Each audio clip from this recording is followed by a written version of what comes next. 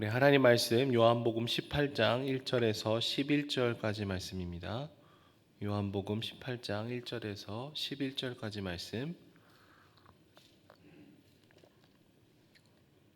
제가 말씀을 읽도록 하겠습니다. 예수께서 이 말씀을 하시고 제자들과 함께 기드론 시내 건너편으로 나가시니 그곳에 동산이 있는데 제자들과 함께 들어가시니라. 그곳은 가끔 예수께서 제자들과 모이시는 곳이므로 예수를 파는 유다도 그곳을 알더라.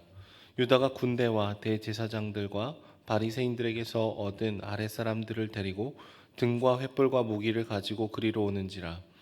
예수께서 그 당할 일을 다 아시고 나아가 이르시되 너희가 누구를 찾느냐 대답하되 나사렛 예수라 하거늘 이르시되 내가 그니라 하시니라. 그를 파는 유다도 그들과 함께 섰더라. 예수께서 그들에게 내가 그니라 하실 때에 그들이 물러가서 땅에 엎드러지는지라.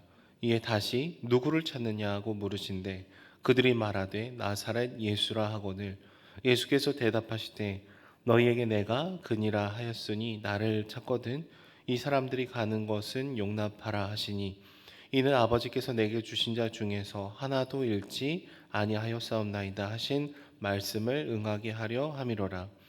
이에 시몬 베드로가 칼을 가졌는데 그것을 빼어 대제사장의 종을 쳐서 오른편 귀를 베어버리니 그 종의 이름은 말고라. 예수께서 베드로더러 이르시되 칼을 칼집에 꽂으라. 아버지께서 주신 잔을 내가 마시지 아니하겠느냐 하시니라. 아멘. 최근에 이 싸이월드라는 것이 부활하게 되면서 많은 사람들이 싸이월드 계정을 다시 살리고 있습니다. 지금 한 3, 40대, 50대 정도 되신 분들이 학창 시절 때, 대학생 때 이렇게 남긴 글, 사진들이 모여 있는 그 공간이 인터넷상에서 다시 이렇게 생겨나게 된 것인데요. 그때의 감성, 또 그때 남긴 사진, 글들은 무엇인가 말할 수 없는 이런 감동을 우리에게 다시금 줄 때가 있습니다. 우리가 찍어놨던 사진들은 힘이 있고요. 또 우리가 남긴 글에는 아름다운 추억이 되살아나기 때문이죠. 여러분 우리가 어린 시절에 자주 방문하던 이 공간을 가보면은 이 시간이 겹겹이 쌓여 있고 추억이 쌓여 있기 때문에 특별한 의미가 있는 것처럼 우리에게 다가올 때가 있습니다. 초등학교 앞에 문방구가 그렇고 대학 시절에 자주 가던 동아리 방 그런 것들이 우리에게 굉장히 특별한 의미를 가져다 주는 것이죠. 그 장소에 가게 되면은 함께 시간을 보냈던 사람들의 얼굴들이 떠오르게 됩니다. 주고받았던 대화들이 우리 안에 다시금 기억이 나게 되는 것이죠. 저는 그 첫 사역을 안양에서 했었는데요. 유치부에서 이제 첫 사역을 했었는데 요즘에는 안양을 갈 일이 거의 없지만 제가 가끔씩 이제 신방을 가다가 안양을 지나가게 되면은 이제 그 신방 갔던 집 골목골목을 지나가게 될 때가 있습니다. 그럼 그때 신방했던 우리 권사님들, 집사님들, 장로님들의 얼굴들이 다 이렇게 떠오릅니다. 오른쪽 무릎이 아프셨는데 지금은 괜찮으신지, 허리가 아프셨던 권사님 괜찮으신지, 이게 직접 제가 전화를 드릴 수는 없지만 계속해서 기억나고 함께 오고 갔던 그 시간들이 추억으로 자리를 잡고 있는 것이죠. 여러분 그렇게 우리는 함께 모이는 이 시간을 보내고 그 공간 안에 추억이 쌓이게 됩니다. 그런데 오늘 말씀 본문에서는요, 이 추억의 장소가 악몽의 장소로 바뀌고 있다는 것을 볼 수 있습니다. 예수님과 제자들이 습관에 따라 기도하러 가던 장소에 오늘 가룟 유다가 예수님을 팔아 넘기기 위해서 예수님을 잡으러 왔기 때문이죠. 2절 말씀을 보시면 그곳은 가끔 예수께서 제자들과 모이시는 곳이므로 라고 이렇게 표현이 되어 있는데 여기서의 가끔은 이게 뜨문뜨문이 아니라 자주, 종종, 또 이렇게 습관에 따라 이곳을 갔다라는 의미를 갖고 있습니다. 그러니까 굉장히 추억이 쌓여 있고 저곳에 가면 예수님이 있다. 저곳에 가면 우리 제자들이 있다. 이런 공간에 지금 가룟 유다가 다른 사람들을 데리고 들어가고 있는 것입니다. 추억이 악몽으로 바뀌는 것이죠. 특별히 오늘 우리가 읽은 요한복음 말씀 가운데에서는요, 두 부류의 그룹의 사람들이 서로 대치하는 것처럼 이제 그림이 그려지고 있습니다. 마치 운동 경기가 시작되기 전에 서로를 상대하는 그 두 팀이 서로를 마주보고 이렇게 일렬로 서지 않습니까? 그런 구도를 가지고 있습니다. 한쪽에는 예수님과 예수님의 제자들이 서 있습니다. 그리고 다른 한쪽에는 예수님을 잡으러 온 사람들이 줄을 서고 있습니다. 그런데 그 중간에 팀을 헷갈려서 상대편 진영에 넘어가 서 있었던 사람이 한 명 있는데 그것이 바로 가룟 유다죠. 원래는 예수님의 제자들 옆에 한 자리를 차지해야 되는 그 사람이 지금은 상대편 진영에 서 있게 되는 것입니다. 그는 추억의 장소를 이용해서 지금 예수님을 팔아넘기고 어디에 서 있을까를 고민하다가 결국에는 예수님을 버리는 편으로, 예수님을 잡으러 가는 사람 편으로 서 있게 되는 것이죠. 오늘 말씀 본문을 보시면은 예수님은 자신이 당하게 될 일들을 다 아셨다라고 얘기를 하고 있어요. 그리고 자신을 찾으러 온 사람들에게 물어보시죠. 누구를 찾으러 왔느냐? 그때 나사렛 예수다라고 얘기를 하니까 뭐라고 대답을 하시죠? 내가 그니라. 너희가 지금 잡아서 죽이려고 하는 그 사람이 바로 나다. 적극적으로 자기를 소개해주고 있으신 것이죠. 인간의 상식으로는 이해가 안 됩니다. 누군가가 나를 잡으러 오면 도망갈 것 같고 당신이 그 사람입니까? 그러면 아니라고 얘기하고 싶을 것 같습니다. 그런데 예수님은 먼저 찾아가서 누구를 찾으러 왔느냐? 나다. 그러니까 나를 잡아가라. 제자들은 잡아가지 말고 나만 잡아가라 라고 지금 얘기를 하시는 것이죠.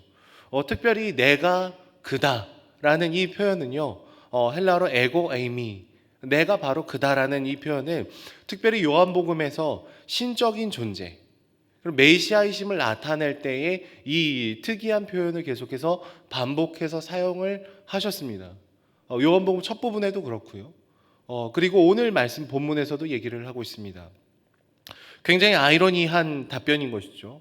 그가 내가 메시아이심을 드러내는 이 특별한 표현을 쓰시는 이 순간이 지금 잡혀가기 직전이라는 거예요. 내가 모든 것을 만든 창조주다, 하나님의 아들인 메시아다라는 그런 의미를 담겨있는 표현을 하는데 잡혀가는 순간에 얘기한다는 것은 피조물에게 잡혀가는 메시아, 죽임을 당하는 메시아, 이 모순적인 단어를 함의하고 있다는 것입니다. 여러분, 이 어울리지 않는 표현은 다시금 곰곰이 생각해 보면 사실은 예수님이 이런 죽임을 당할 필요가 없으신 굉장히 높으신 분이라는 것을 우리에게 상기시키곤 합니다.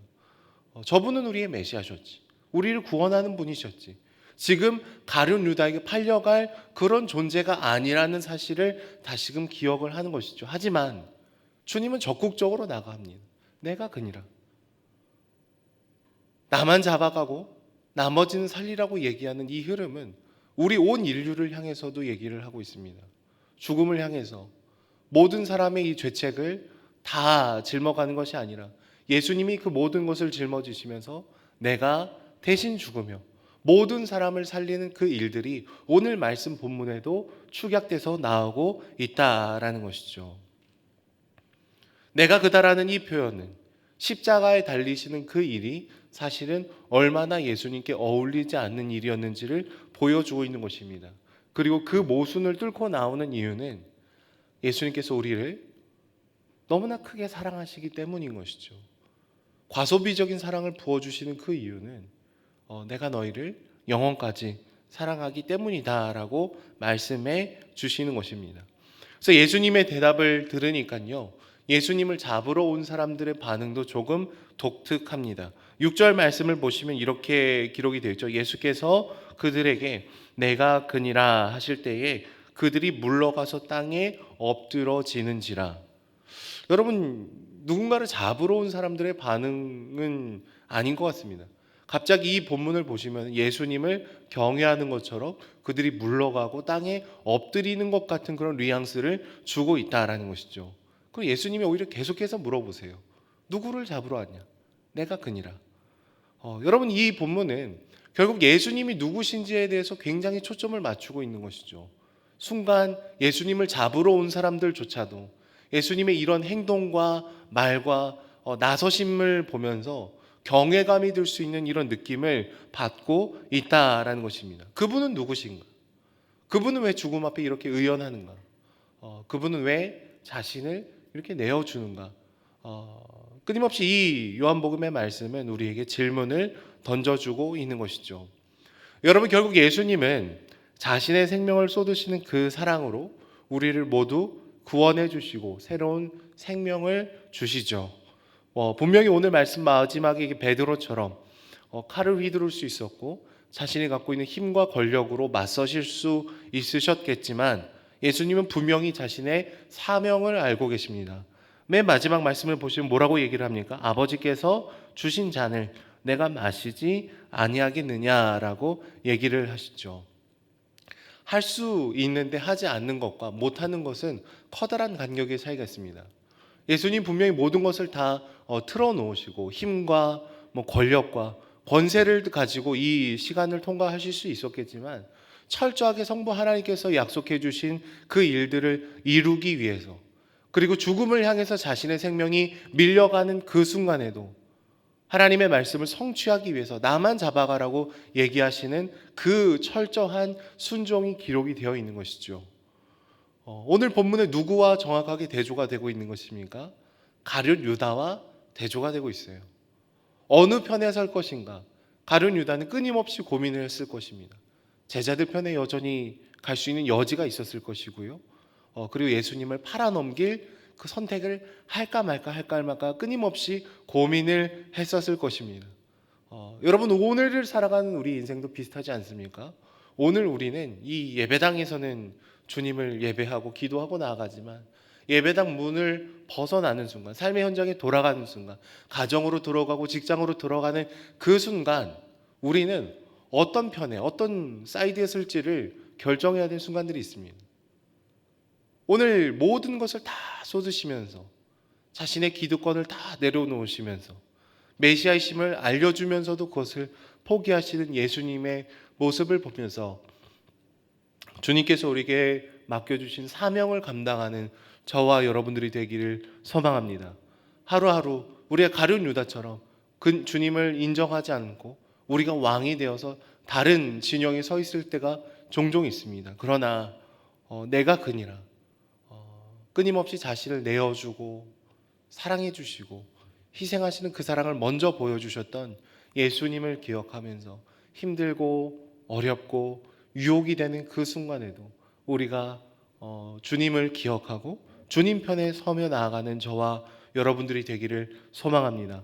힘과 권력과 높음과 화려함이 아니라 철저히 낮아지고 죽음을 통해서 생명을 꽃피우셨던 이 예수님의 그 삶을 본받으며 우리가 늘 아름다운 꽃길을 걸어가는 것이 아니라 십자가의 길을 통해서 생명을 꽃피우는 저와 여러분들이 되기를 소망합니다.